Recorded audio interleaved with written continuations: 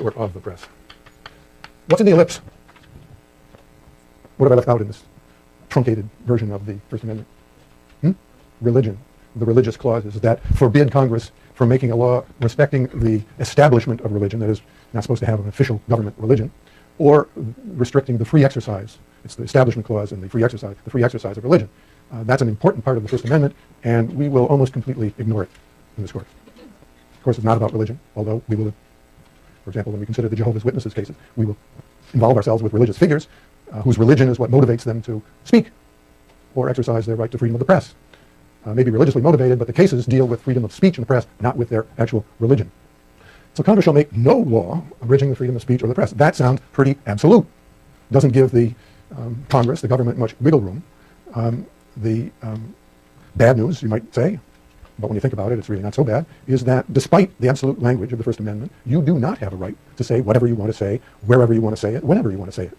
There have always been government restrictions on speech, and there always will be. And the framers of the First Amendment knew full well that you don't have the right to say whatever you want, whenever you want, and that there were restrictions. For example, perjury, lying in court, pure speech, and yet it's a crime. Libel, saying things that are false about other people. It was illegal at the time James Madison and the others wrote the First Amendment. It's illegal today. There are whole categories of speech, now including obscenity, which we'll consider later in the course, copyright infringement, fraud, cheating somebody, false advertising, whole categories of speech that are not protected by the First Amendment. Well, how then do we reconcile that reality that there are, in fact, well-recognized categories of speech that aren't protected? How do we reconcile that with the absolute-sounding words of the First Amendment? And who gets to do that? The Supreme Court gets to do that. And what they have to decide, this is my own little interpretation, what they have to decide is, in any case, is whether the speech in question is within the freedom of speech protected by the First Amendment. Libel isn't, obscenity isn't, so on. But is the speech in question, in any given case, within the freedom of speech protected by the First Amendment? Well, it's the court that gets to decide that, and I submit that in every First Amendment case, the court has to deal with competing important values. The value of free and open speech serves the purposes that we talked about, as opposed to the value of protecting national security, for example, or protecting individual reputations from libel, or protecting people from invasion of privacy, or disrupting public services by the Occupy movement or the BART shutdown, and so on. In every case, these competing values collide, and the court has to decide whether the restriction is justified by an important competing value, more important in that context than the freedom of speech or the press. The press is the only non-governmental entity mentioned anywhere in the Constitution. The Constitution does not use the word corporation, for example, even though there were a few corporations at the time it was written. It does not use the word church or labor union or anything. The press is the only non-governmental entity singled out in the First Amendment, anywhere in the Constitution, but in the First Amendment for special protection. And there's no well-recognized definition of what is the press. I mean, back in colonial days, they knew what the press was. It was what was the printers would do their broadsides or their newspapers. That was the press. Nowadays, what's the press? I mean, the press includes television, radio, everything on the internet, all of the bloggers. We can all be publishers. And that has complicated the question of the extent to which, if any, the press has First Amendment protections that all of the rest of us don't have. Are there special protections for the press that the rest of us mortals don't enjoy? And we'll consider that later in the course when we consider those words, or of the press, the freedom of speech or of the press, because there's a debate about whether those words actually mean anything. Do they add anything useful to the freedom of speech that we all enjoy? And I've been softened up over the years on this. And of course, used to emphasize the rights of the press to function. And I think I've learned that really those words don't add anything, that freedom of speech basically covers it, except in a couple of areas where I lost cases in the Supreme Court that you'll have to suffer through with me. But ironically, the question is whether use of the word press there makes any difference at all. Okay, so we got a written Constitution, mentions the press, that raises a bunch of issues, and it's an important feature. And then we've got the feature that you really need to understand is that only the government can violate the First Amendment. The Constitution, our Constitution, is a series of constraints on government and government alone. That is, it does not bind corporations or unions or churches. They can't violate the Constitution.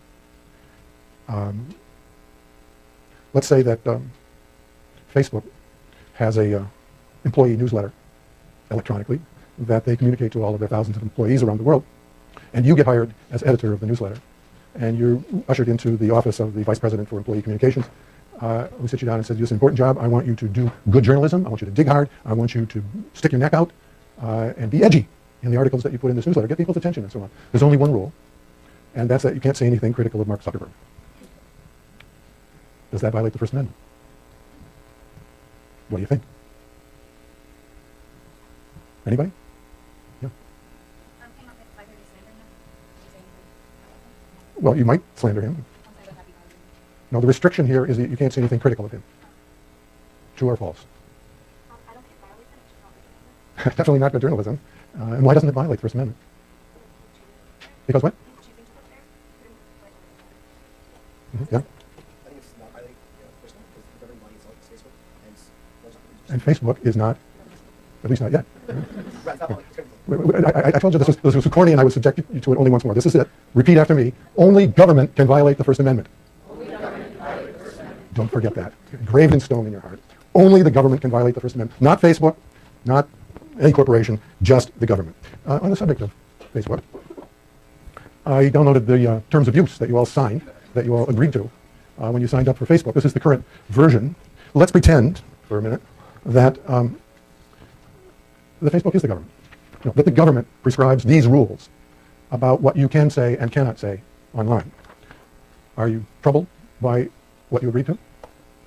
Are there any parts of this statement of rules that you think would violate the First Amendment if Facebook were the government? I'm sure you all carefully read these before you clicked agree. Well, how about number 6? You will not bully, intimidate, or harass any user. That means you can't rag on your little brother still in high school who's such a pest, bully him, or intimidate him by threatening to withhold something that he wants. That's a little iffy, isn't it? If government used those words, can't bully, intimidate, or harass, that would certainly implicate the First Amendment. I won't go so far as to say that those words would be held unconstitutional on their face. It may depend upon the context in which they're used. But then number 7 says that you won't post any content that is hateful, threatening, or pornographic, incites violence, or contains nudity, or graphic or gratuitous violence. Any First Amendment alarms go off there? Lots of them should. Hateful. That's not a very precise, fixed meaning. That's essentially what's hateful anyway. And as we'll find, our First Amendment protects speech that is hateful, that expresses the most repugnant ideas, that advocates racial segregation and discrimination or religious discrimination and so on. Our First Amendment protects those things. Most countries don't at all. Threatening, well, you know, how serious does this threat have to be in order to be unprotected speech? Or pornographic. What's pornographic mean? What's it mean? Yeah. Like when the justice said, I know pornography, I see it, there's actually no definition of pornography. Yeah, there's no real definition of pornography. No legal definition of pornography. Pornography, we use the word to mean sexually titillating, something that turns you on sexually. That's pornography. Fine, but that's not a legal term. The legal terms are obscenity, which is a whole category of unprotected speech.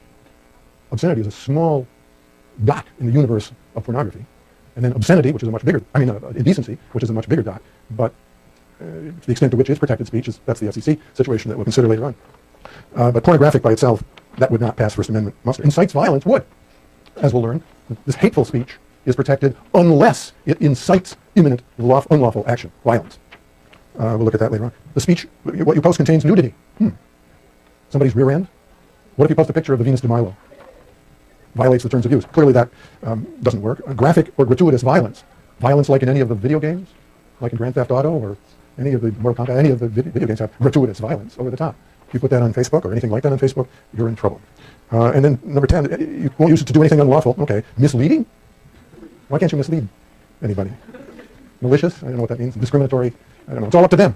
But if they throw you off for having violated any of those things, you have no First Amendment remedy because they're not the government. And only the government can violate the First Amendment. We'll continue with the features on Thursday. See you then.